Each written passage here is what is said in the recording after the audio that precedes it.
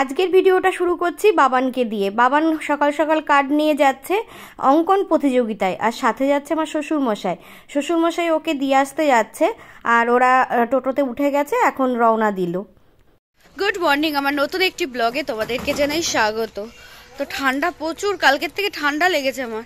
আর বাবান গেল এখন চারুকলা উৎসব, ওখানে অঙ্কন প্রতিযোগিতায়। তাছাড়াও ওর আজকে রেজাল্ট, স্কুলের রেজাল্ট, এবার 3 থেকে 4-এ উঠবে। তো জানি না কি হবে, মানে প্রচণ্ড ভয় লাগছে। কালকে ম্যাথের টিচারের সাথে ওর বাবার দেখা হয়েছিল, বলল যে রৌনক কেমন এবার পরীক্ষা দিয়েছে, বলল আগের বাড়ির থেকে খুবই ভালো।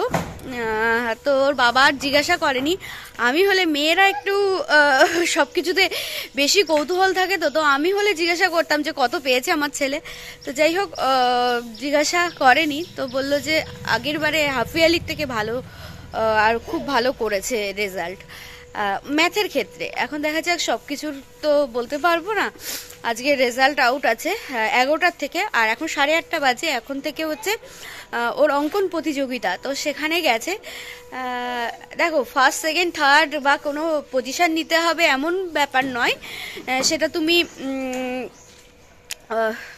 পরীক্ষার মানে পড়াশুনোর ক্ষেত্রে বলো, আর সেটা তুমি কোনো এক্সট্রা যে সমস্ত নাচ, গান, অঙ্কন, এই সমস্ত কিছু বলো, যাই বলো না কেন, কিন্তু হচ্ছে পার্টিসিপেট করাটাই মেন কথা।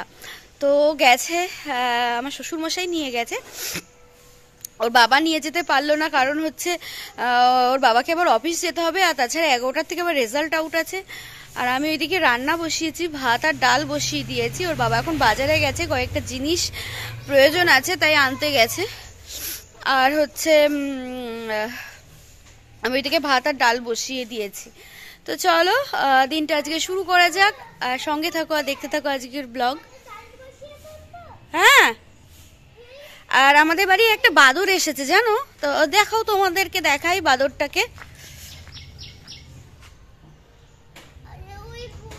কিউট কিউট বাদর না, একদম কিউটি কিউটি।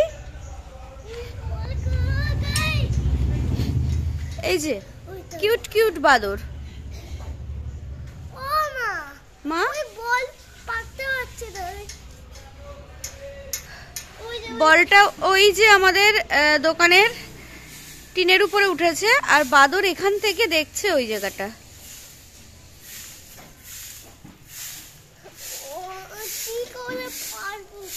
তো চলো পরে ফিরছি তোমাদের সাথে, সঙ্গে থাকো আর দেখতে থাকো ব্লগ। ডাল ভাতটা তো হয়েই গেছে, ডালটা ফুটছে, আর হবে ডিম সিদ্ধ। ছেলেদের জন্য অমলেট করতে হবে, আমরা সিদ্ধ দিলাম। এই যে ডালটা সিদ্ধ হয়ে গেছে, আর পেঁয়াজ কলি আলু ভাজা করব, করলেই রান্না কমপ্লিট। তারপরে গ্যাস ট্যাস মুছে কমপ্লিট হয়ে যাবে। চলো, ডালটা হয়ে গেছে, নামিয়ে নিই। তো এইদিকে পেঁয়াজ কলি আলু ভাজাটা প্রায় হয়ে গেছে। আর কারা পেঁয়াজ কলি আলু ভাজা খেতে খুব ভালোবাসো, আমার তো ভীষণ ভালো লাগে। আর আমি এতে সামান্য একটু চিনি দিই, তাহলে বেশ সুন্দর লাগে আর কি। তো পেঁয়াজ কলি আলু ভাজাটা এবার আমি নামিয়ে নেব। তুমি যাই বলো না, না আলুগুলোকে বেছে বেছে খাচ্ছ না, না ভাতগুলোকে খেতে হবে।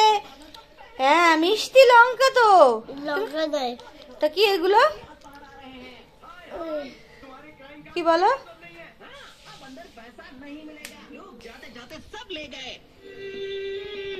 কি সুন্দর দেখতে এদেরকে, ঠিক তোর মতো না। না, খা খা খা খা, তাড়াতাড়ি খা, পুরো ভাত না খেলে কিন্তু হবে না।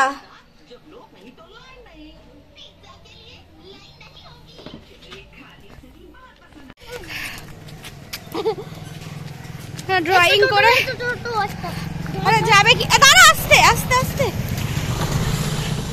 ড্রয়িং করে সবে এসে আবার যাচ্ছে স্কুলে রেজাল্ট আনতে। ওরে বাবা, ছোটটা যাবে, আর ওকে না নিয়ে দৌড়িয়েছি, কষ্ট হয়ে গেছে।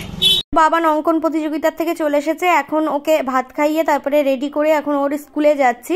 আর বাবিন যাবে বলে বায়না করছিল, তাই ওকে বাড়িতে রেখে কোনো রকমে দৌড়াতে দৌড়াতে আমরা এসে টোটো ধরেছি। তো ছেলের স্কুল থেকে চলে এসেছি, এসে ছেলেদেরকে স্নান করিয়ে ভাত খাইয়ে মানে ভাত দিয়ে এসেছি, ওরা খাচ্ছে। আর এইদিকে আমি এই যে কাচাকুচিগুলো করব, করে একবারে স্নান করে নিচে নামবো। আর হচ্ছে তারপরে বড়মশাইকে বললাম আসো তারপরে খাবো। ওদের খাওয়া হয়ে গেলেই আমি একটু অনেকটাই নিশ্চিন্ত। আর এই যে মাথাটায় একটু শ্যাম্পু দেবো, তাই শ্যাম্পুটা নিয়ে এসেছি। আর এই কাচাকুচি করে এখানে মেলে দেবো রোদ্দুরে। রোদ্দুরটা আছে, অন্তত জলটা ঝরে যাবে। আবার কালকে সকালে ওই সকালবেলা মেলে দিলে 10টা-11টার মধ্যেই শুকিয়ে যাবে। তো এই কাচাকুচিগুলো করবো। আর শীতকালে যা কাচাকুচি হয়, ছেলেদের 2-3 সেট করে জামা প্যান্ট পরানো হয়, একটা স্যান্ডো টাইপের গেঞ্জি, তারপরে ফুল হাতা, তারপরে হচ্ছে আবার এরকম শর্ট হাতা টাইপের, তার উপরে আবার সোয়েটারটা তো ওর প্রতিদিন কাচাকুচি হয় না, কিন্তু অন্যান্য ড্রেস প্রত্যেকটা দিন। ও তারপরে ফুল প্যান্ট, তারপরে নিচে ছোট একটা প্যান্ট, তারপরে আবার ফুল প্যান্ট। ছোট একটা প্যান্ট বলতে হচ্ছে ওই স্নান করার সময় আবার ছোট প্যান্ট ছাড়া না পরে স্নান করবে না, ঠিক আছে। এবার বড় ছেলের একটু লজ্জা হয়েছে, আর ছোট ছেলে বড় ছেলেকে ফলো করে, সেই জন্যে ওদের ও পরে তো দুটো করে প্যান্ট সব একবারে কাচাকুচি করি। আর এই দেখো মাঝে দুদিন আগে আমি এইটা ঝাড় দিয়ে পরিষ্কার করে কাঠগুলো ওখানে রেখেছি, আর বাদ বাকি কাঠগুলো ওই যে ঘরটার মধ্যে রেখেছি। আর এই যে ঝাড় দিয়ে নোংরাটা এখানে রেখেছি, এখনও ফেলানো হয়নি, ফেলিয়ে দেব, ঠিক আছে, নিচে নামাতে হবে। আর এখন আমি স্নান করব, স্নান করে তারপরে ঘরে যাব, গেলে ও আসবে। ওই দেখো ওখানে কাঠগুলো রেখেছি, আর আমাদের ডিশ টিভিটা ওখানে রেখেছে। আর ছেলের রেজাল্ট কি হলো, এই ফার্স্ট টাইম ও ইংলিশ মিডিয়াম থেকে বেঙ্গলি মিডিয়ামে এসে পরীক্ষা দিয়েছে। ওর তুলনায় ও খুবই ভালো করেছে, আর ওর না অত্যাধিক আউট নলেজ খুব ভালো। এবার কি বলো তো, বাংলাতে 80 পেয়েছে, অঙ্কেতে 56 পেয়েছে 100-র মধ্যে। এবার বাংলা মিডিয়ামে এসে বাংলাটাই বেশি ভালো করে, মানে বেশি করে পড়েছে। এবার অঙ্কেতে আমার যেটা মনে হচ্ছে যে ইংলিশে করে অভ্যাস, তো এবার ইংরেজি বাংলা পুরোপুরি ওর গুলিয়ে গেছে হয়তো বা। তাই আমি ওর বাবাকে বলেছি অঙ্ক খাতাটা রিভিউ করতে, কিন্তু বাড়িতে এসে সমস্ত অঙ্কগুলোই কিন্তু ঠিক বলেছে। কিংবা লেখার সময় বাংলার অঙ্ক বাংলার ইংরাজি ভুলভাল করেছে কিনা বলতে পারবো না। অঙ্কেতে 56 পেয়েছে, পরিবেশে 58 পেয়েছে, ইংলিশে 50-এর মধ্যে 47 পেয়েছে। আর হচ্ছে শারীরশিক্ষা স্বাস্থ্য ওটাতে 46 পেয়েছে, ঠিক আছে। তো সেখানে অঙ্কটাই কম হয়ে গেছে। অঙ্ক আর পরিবেশে কি জানি কি করেছে, ভালোই তো পড়িয়েছিলাম, পরিবেশ একদম পড়তে চাইতো না, তো যাই হোক ভালোই তো পড়িয়েছিলাম। বাংলায় ভালো করেছে, 80 পেয়েছে। অথচ অঙ্কের ক্ষেত্রে ওই গুলিয়েছে বোধহয়, ইংলিশ লিখে অভ্যাস, তো ও হয়তো বাংলা লেখাতে ভুল করেছে, হয়তো বা সামান্য ভুল করছিল, ওইগুলো ওটাই হয়ে গেছে। যাই হোক ক্লাস 4-এ উঠলো, যেটুকু করেছে আমরা হ্যাপি। আশা করছি তোমরাও ওকে আশীর্বাদ করবে, নেক্সট টাইম আরও ভালো হবে।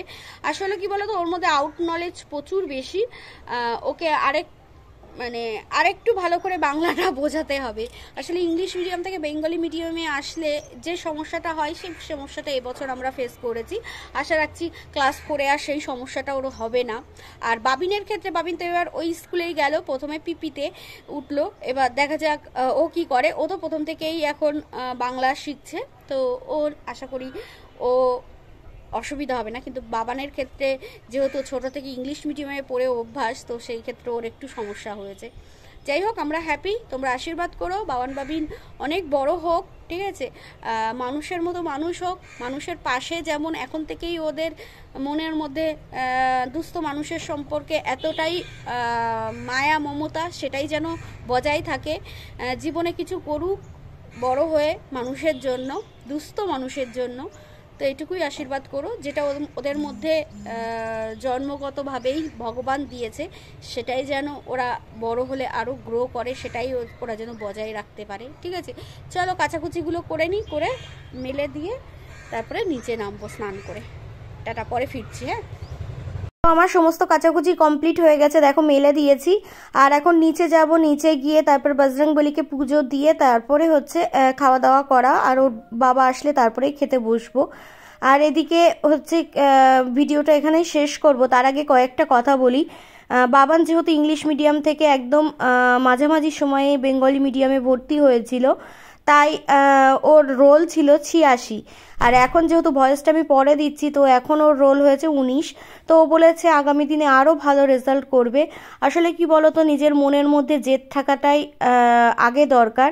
আর সবচেয়ে বড় কথা, নিজে যদি চেষ্টা না করে তাহলে কখনোই কোনো কিছু হয় না। যাই হোক, ভালো মানুষ হোক দুই ছেলে, দুস্থ মানুষের পাশে দাঁড়াক, জীবনে প্রতিষ্ঠিত হোক, এইটুকুই চাই। তোমরা সকলে আশীর্বাদ করো দুই ছেলেকে যেন মানুষের মতো মানুষ করতে পারি। ভিডিওটা এখানেই শেষ করছি। যদি ভিডিওটা ভালো লাগে তবে অবশ্যই একটা লাইক করে দিও, আর চ্যানেলে নতুন হলে অবশ্যই চ্যানেলটা সাবস্ক্রাইব করে দিও। টাটা সকলকে।